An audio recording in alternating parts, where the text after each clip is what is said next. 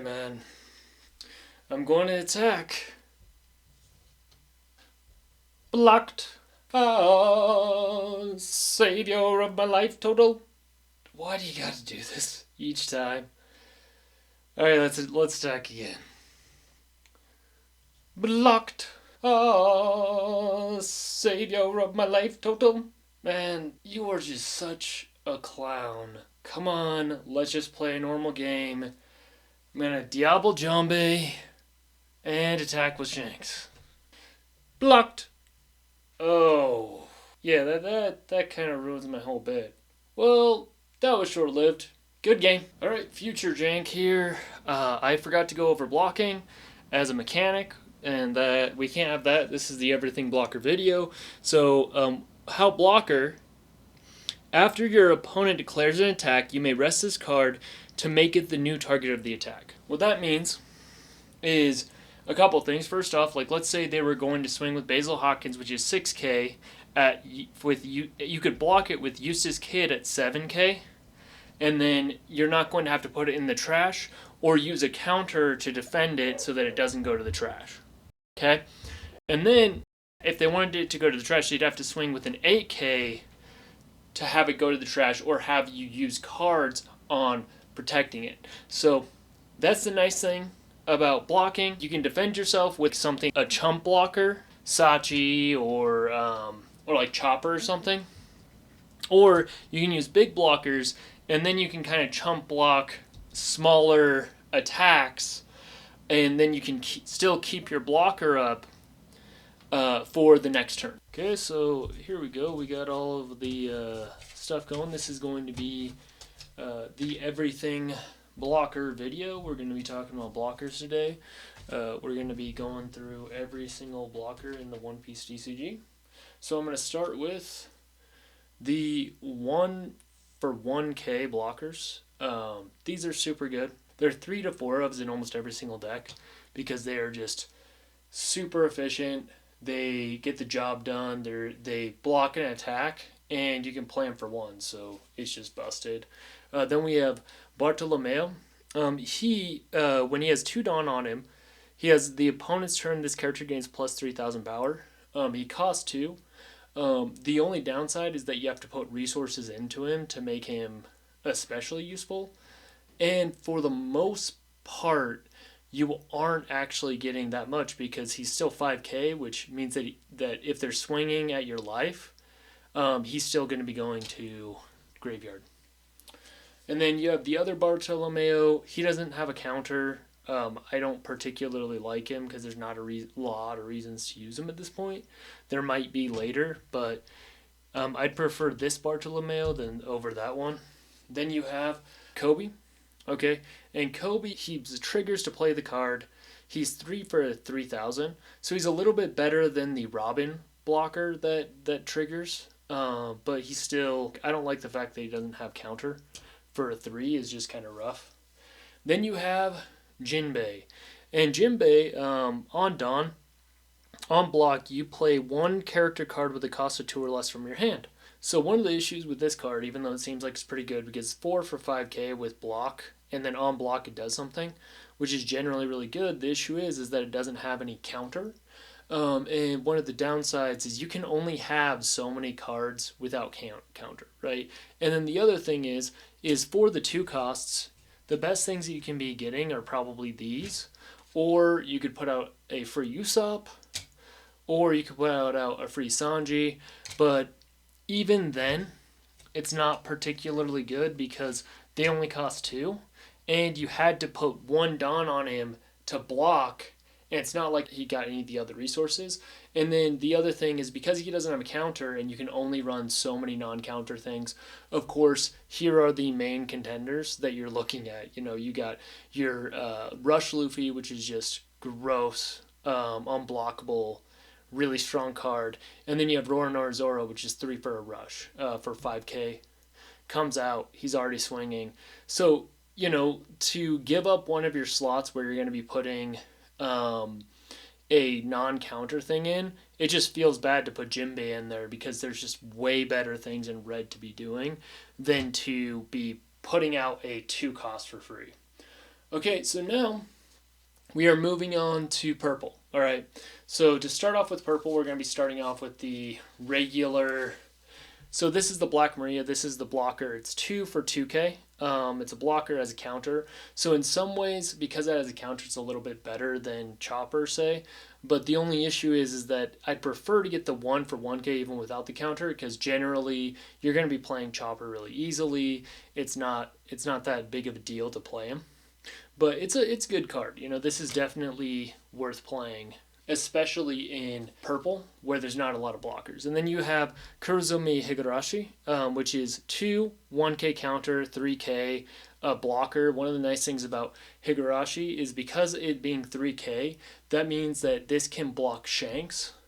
So it's a little better than its trump blocker, and it costs the same as Black Maria. So this is just generally a better card. And then the other thing is it stacks with Kurozumi Sinamaru.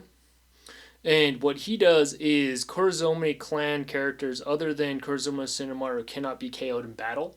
So it makes it so that you can block with this, and they have to actually use removal to get rid of Kurozumi before they can actually kill your blocker. The only downside is that you kind of have to have the stars align for these cards to truly be really good, because you have to have both of them in the same hand, and it costs 4 to get this off, which is just not particularly good. But, it is something to consider, especially if they get more Kurozumi clan type characters, because this might actually become a way better card if there's like 2, 3, 5, 3 to 5 characters that you can't be KO'd in battle. Then it will start to become something that I'd seriously consider. And then you have Black Maria, which on block, -1 Dawn. This character gains 1,000 power during this turn. So you can do that, from my understanding, as many times as you want to. So you can block something that's really big, and you can keep minusing Dawn so that you have it for the next turn. So, that's pretty good, being able to keep a blocker for a long period of time. And then you have Anne. The major reason why I think Anne's possibly worth playing is it just depends on what you want to be using, because it is a blocker. It doesn't have counter, which is a huge downside. But the major thing is it's 2 for 3K, so it can block Shanks. And then the other thing is that it stacks with things like Karina, which activate main once per turn. You may rest this character and trash 1 film card from your hand. If your opponent has more Dawn cards in the field than you, add 2 Dawn cards from your Dawn deck and rest them. So this ramps you. It's a super good card. It has a counter on it. The only downside is that you have to run film cards for it to be especially useful. But that's one of the reasons why, if you're running this, you might want to run Anne instead of one of your other blockers, just because of the fact that this will ramp you, and it's a good card to possibly pitch for the ramp, right? And then the other thing that would be nice to run, if you're going to be running more of the film cards in purple, is the Buena Festa. Look at the top 5 cards of your deck, reveal up to 1 film card other than Buena Festa, and add it to your hand, then place the rest at the bottom of the deck in any order. The thing is, he's 1 for 2K, 0 power, which, doesn't entirely matter, but he searches for film cards, which is really strong. The only issue is that there's not a ton of film cards in purple. But this is something definitely that you want to be looking out for, because it being 2K and a searcher on play, it's a really strong card. I think it's going to, as they print more cards, it's something that could become really busted in purple. And then you have, for the other blockers, you have Uda, which is blocker, on block, -1 Dawn, and then you can rest up to one of your opponent's characters at the cost of 5 or less, so you can get rid of some of their attackers with her. This is these are new from the film deck that just barely came out. This is one of the cards that a lot of people are super jazzed about. I am too. I think it's a good card because it makes it so that you stop the onslaught on you by getting rid of one of their 5 costs. The thing is, you can play around this card somewhat, and that would be to attack with your lower power stuff first, right? But it is definitely a good card. And then the other thing too is you can also rest blockers with it, so you can also use it semi-offensively as well, which is nice, And then the other thing that's cool about this is Union Armada made it so that counter up to one of your film leader or character gains 4,000 power during this turn. If that card is a character, that character cannot be KO'd during this turn. So this stops your characters from being KO'd. So you can use that on Uta, you can save them, and then you can also stop it from being KO'd. So then you have it next turn to be blocking, so that's a good protector. So this is something to keep your eye out for. The only issue is you have to be running a lot of film cards to make it useful, because it only gives 4,000 power to film cards. And then you have, definitely a blocker in purple, if not the best blocker in the game. He's a blocker, 6,000 for 5. He has counter on him, so there's no downside to running him. -1 Dawn, draw 2 cards, and trash 1 card from your hand. So this is just really strong. You get to cycle through your deck a little bit. A lot of the time you can get rid of cards that you don't want in your hand, and you get to draw 2, so he replaces himself. He gives you avenues to get rid of cards. He's just generally, a beast. I think he's one of the best cards in purple, definitely. He's just gross. All right, and then we have the green 1K. So that's just going to go there. That's chopper tier. These are all things that are heavily played in everybody's decks, so you got to give them respect. Then you have killer. ×1 Dawn on block. If you have 3 or more characters, you draw a card. Really strong. Anytime that a card replaces itself, it's really good. This is a little situational, but it does have a counter, which makes it even better, because you can also pitch it from hand if that's what you need to do. Really good card, 2 to 4 of in almost anything that runs green, except for possibly Law. But some people play him in Law because it's just a really good card, and usually you have a lot of things up when you're playing Law. Okay, then you have Sachi. Okay, Sachi, I don't play him. I've seen some people play him. He does have a counter. He costs 3. He has 4K. On play, if you don't have Penguin in play, 1 Penguin from your hand. So you get a 2 for 1, right? The only downside is this is 4K, this is 2K. So if you get him for 3, it doesn't feel good. Both of them counter, which is really good, and they play off of each other. So you can play one and then you get the other, The only issue is that you're kind of hoping that you're going to have both cards at the same time, which isn't particularly, which can happen. It's pretty likely to happen, but do you really want to be hedging your bets on being able to put 2 cards out, or do you want to be using something that's better, especially in a color that's disgusting like green? I'm going to throw these over here. They're maybes, And then you have Traffic Law. On play, you may return one character from your hand, play up to 1 character card with a cost of 3 or less from your hand. Super good card. Busted.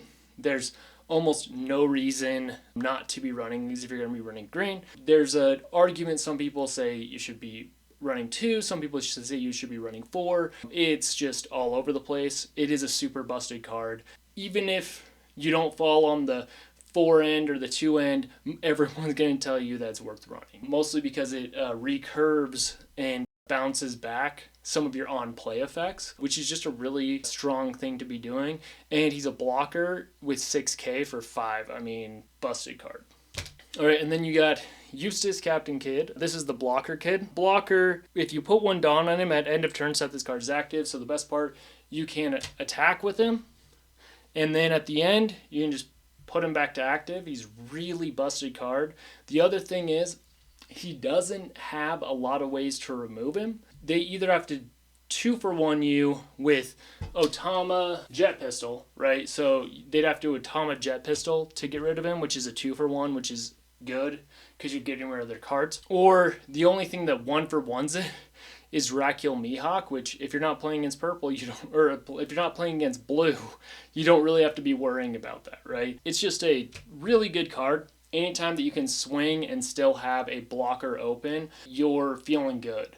The only downside is that it does take over half of your turn to play, but when you have it on the board, it is just disgusting unless they Mihawk it or Jet Pistol it, And then this is an honorary thing. It's not technically a blocker, but it kind of acts as a blocker in some ways.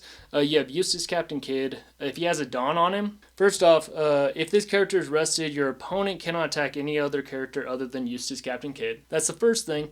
And then activate main once per turn. You may rest this character. Play one character card with a cost of 3 or less from your hand. So it plays you a character. So usually you're going to be playing a blocker off of it, which is great. And then the other thing is, if it has a Dawn on him, the characters have to kill him before they get to you.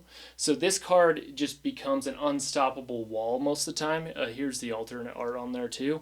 And it's just so hard to deal with, man. Like anyone who's been locked down by green, with both Kidd, a smaller blocker, and like a Law, there's almost nothing that they can do to get over that. And you just beat on them the whole game with these two. It's gross, all right? And then you have the blue 1 for 1k Traffy Law, chopper tier. Most people are running 4. Super good. No reason not to want to be running it, right? Okay, and then you have Crocodile. He's not ran as much. I think he's pretty good though. He's 5 for 6k, so it means that he can chump block 5k powers. On block, place one character with a cost of 2 or less at the bottom of their own decks. So if you put a Dawn on him, which kind of sucks because obviously you want to be using Dawn usually to attack. You don't want to be using it defensively, but it can be good to use defensively. Then he can actually just get rid of blockers, right? Generally, he's going to get rid of a chump blocker, or he's going to get rid of a card that you don't particularly want them to be using, usually like a Bonnie or something. And then you have Boa Hancock, which this is just a worse Kobe. So they're both the same. The only difference is that this has 3k, that has 1k. This is also a striker, which can come up. It can come up. And then this is like a special. So I don't particularly like them because only having something that on plays can be a little annoying. And then we have the Mephisto. And, it's a 4 for 5k blocker. The issue is that you can have as many of them as you want in your deck. And you don't generally want to do that because it's kind of a bad move. Having a ton of cards without counter is rough. I actually made an entire video on it, so if you want to watch that video, I'll definitely be posting like all the videos at the end of this, and then you can just like look for the Mephisto, or I can put it in the description just to get some more viewership on that. Okay, and then Miss All Sunday, she's super good for Crocodile specifically, because she gets back events. Crocodile draws once a turn off of an event, because if you put a Dawn on him, when you activate an event, you may draw one card if you have 4 or less cards in your hand and haven't drawn a card using this leader's affecting us during this turn. Super strong. It's good. This gets you those events back. It's a blocker, something that you can just chump block and then get your events back for specifically Crocodile. Super good because he's running a ton of events. And then you have Don Quixote del Flamingo. What he does is he looks at the top 5 cards and then you can stack them in any order. Super good. He's 3, 4k blocker on play, has an effect. Super strong. He's really good for Crocodile because then you can be getting the events that you need in the order that you need them. And then for Don Quixote del Flamingo, it's basically needed because what he does, if you put 2 Dawn on him when attacking, you can pay 1, reveal 1 card from the top of your deck. If that card is a 7 Warlords of the Sea type card with a cost of 4 or less, you may have that card enter rested. Really good, but the thing is with Don Quixote, with using the Don Quixote del Flamingo and Perona, you can make it so that you don't ever miss. That's just really good synergy there. These are all over here, because they're definitely useful. This is situationally useful, mostly in a deck.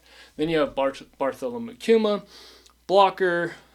On KO, play up to 1 Pacifista with a cost of 4 less from your hand. Super good, really strong. There's 2 Pacifistas. We're only showing the blocker Pacifista because this is the everything blocker video. So anyway, so a lot of the time, how you play him is you play him off of Doflamingo, you get a free card, and if they kill it, you put out Pacifista, or they don't kill it and you get a swing multiple times. All right, and then we have Boa Hancock, busted card. Great. So put 1 Dawn on it when attacking on block, draw a card. If you have 5 or less cards in your hand, draws you cards. Anything that draws you cards is really good. This can draw you multiple cards. It's crazy good. You can also block with it. Just an amazing card. Something that's really good.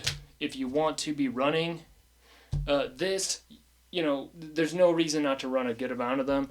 And then for this, it has a counter, so it's okay in that respect. The only thing is that it's 4 for 5K, and you have to put a dot on it to make it get blocker. And generally, I just prefer to have something that I'm swinging with if I'm going to be down ×1, or it does something other than just giving it blocker. This would be pretty good if it was just 4 for a 5K with a blocker. The issue is, or especially because that's counter, is that generally right now it's just basically nothing, because like you have to put one more Dawn every single turn for a blocker, which is just, I mean, there's a ton of great blockers in blue. So, no reason to be using that. Well, there you guys go. Yeah, that was the everything blocker video. As you guys can see, there's all the blockers in OP01. Today, thankfully, I'm going to be opening a very special thing. I finally got, you see that? You guys see that? Let me, wait. A winner pack, you see. So I'm excited. This is the first time that I've won one of the local tournaments. So you're going to be seeing what I got for my winner card at the same time that I am. So let's see if I got anything amazing. If not, no worries. It has the winner on it, so that's all I care about, because it's a nice memento of that, the fact that I went in, I took names, and I came out the winner of a tournament, which is no small thing. All right, so let's see. 1, 2, 3. And I got the Monkey D. Luffy winner card. That is not the one that you want to see, guys. But I'm fine with it. As winner on it. No reason. It doesn't feel that bad because it's still one of the winner promos. This is the one that you don't want. I'm actually going to be doing a Trash Tuesday on this card. But, it feels good. I'm just glad that I have a card with winner on it, and something as a memento to keep the fact that I won a tournament, and hopefully there will be a lot more for me to win in the future. Alright, but anyway, thank you guys so much again for tuning in. If you could like and subscribe, I'd absolutely appreciate it. Be sure to have a wonderful day, and thanks again for tuning in. Bye-bye.